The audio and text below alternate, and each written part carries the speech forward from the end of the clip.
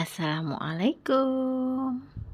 Hari ini kita akan melakukan praktikum IPA uji kandungan makanan. Apa saja alat dan bahannya?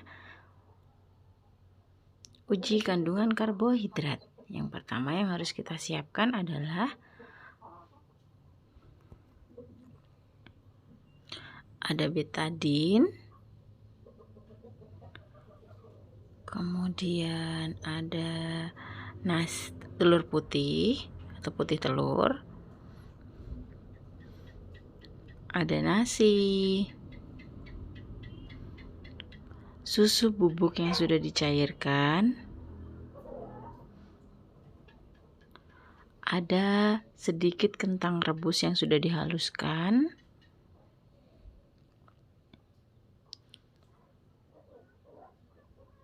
gula pasir, kemudian ada roti tawar.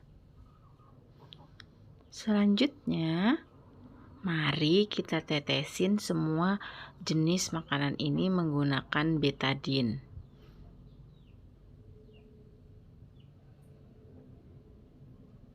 Nasi ke putih telur, kemudian ke roti tawar, ke gula pasir, kemudian kentang. Kita diamkan beberapa saat, sekitar 1 atau 2 menit untuk melihat hasilnya.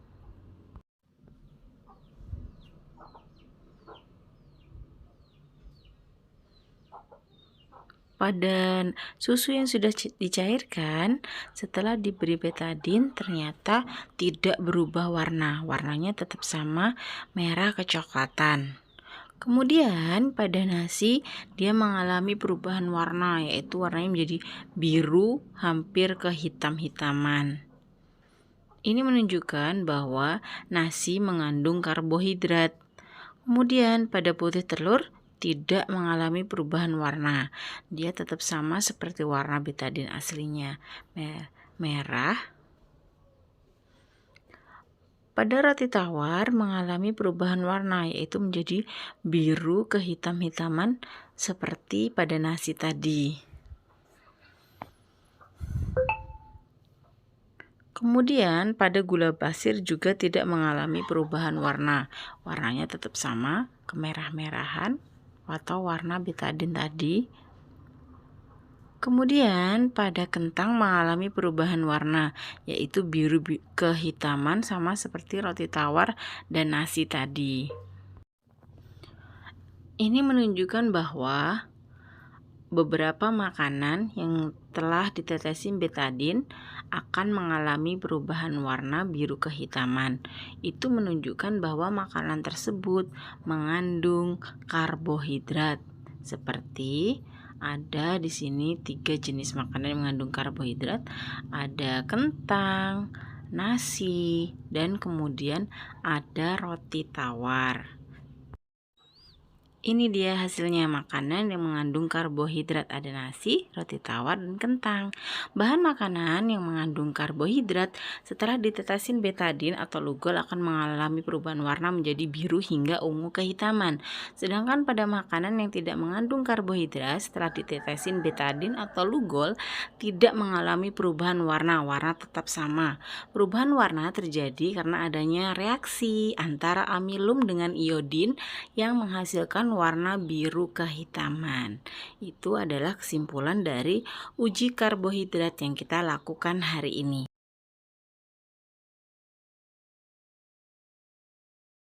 Selanjutnya kita akan melakukan uji kandungan lemak. Alat dan bahannya adalah: pertama, kita siapkan ada margarin, ada susu cair, ada kemiri, kemudian ada pisang. Selanjutnya ada kertas buram.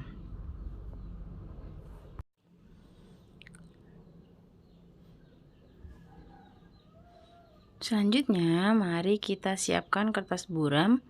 Kemudian kita oleskan pisang pada kertas buram tadi.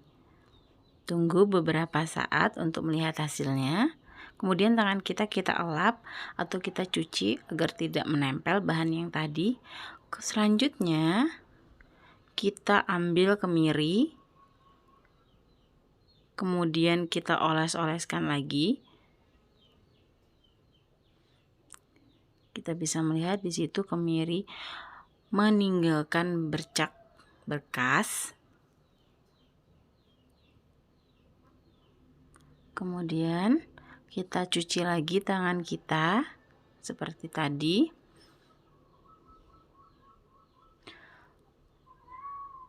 Kemudian kita oleskan susu cair pada kertas buram tadi. Kemudian kita lap lagi tangan kita. Selanjutnya terakhir kita teteskan margarin.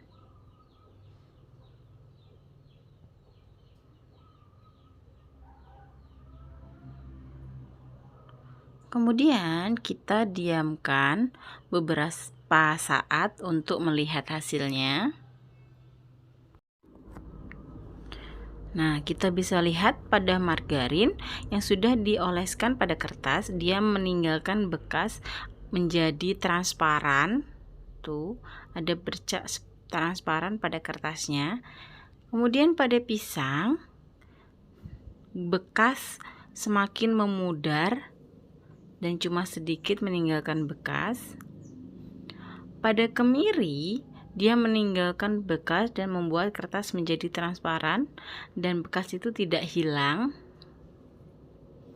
Kemudian pada susu cair, bekas dia mulai memudar. Ini menunjukkan bahwa margarin dan kemiri dia mengandung lemak. Semakin jelas transparannya, itu berarti semakin banyak lemak yang ada di dalam kandungannya.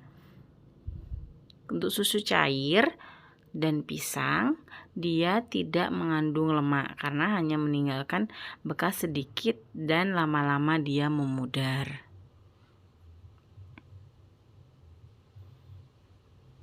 Ini hasil untuk pisang. Tadi udah susu cair, kemudian margarin dan kemiri. Kita bisa melihat untuk margarin dan kemiri sangat jelas bahwa bekas yang ditinggalkan berbentuk transparan dan sangat banyak. Dan ini dia hasilnya. Margarin dan kemiri adalah dua jenis makanan yang mengandung lemak. Kesimpulannya adalah bahan makanan yang mengandung lemak dapat diidentifikasi dengan menggunakan kertas buram. Jika kertas buram berubah warna menjadi transparan, maka bahan makanan tersebut mengandung lemak. Semakin transparan kertasnya, maka semakin tinggi kandungan lemak pada bahan makanan tersebut. Begitupun sebaliknya. Nah, selanjutnya kita akan melakukan praktikum uji protein. Apa saja bahannya? Mari kita lihat. Yang pertama kita siapkan adalah ada susu cair,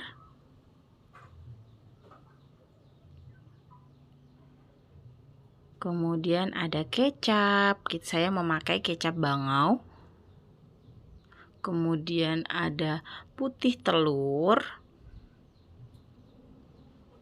Kemudian ada minyak makan.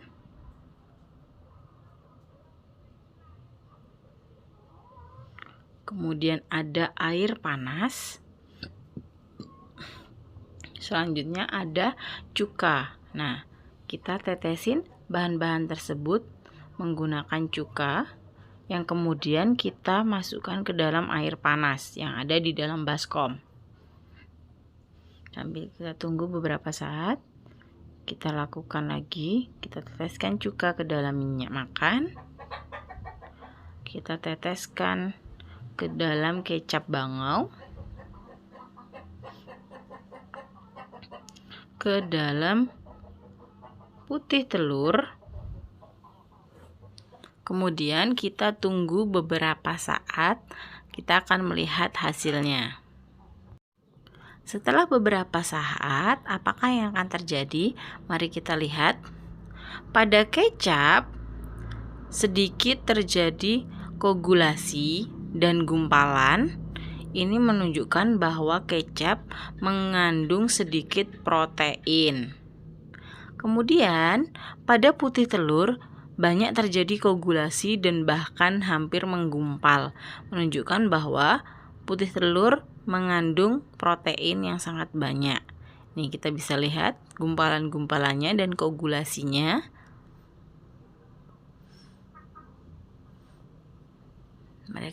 Mereka hampir menggumpal semua. Kemudian kita lihat pada minyak makan tidak ada koagulasi ataupun gumpalan. Ini menunjukkan minyak makan tidak mengandung protein. Pada susu cair terjadi koagulasi dan banyak gumpalan-gumpalan yang ada pada susu cair.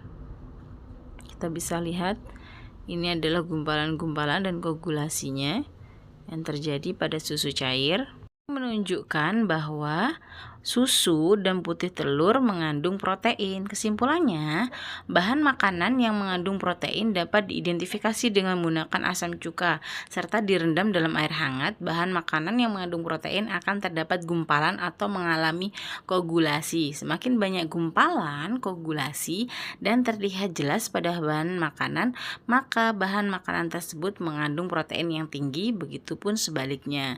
Jadi untuk putih telur, terus kemudian tadi susu cair, kecap ada sedikit koagulasinya dan gumpalan, itu menunjukkan bahwa bahan-bahan tersebut mengandung protein.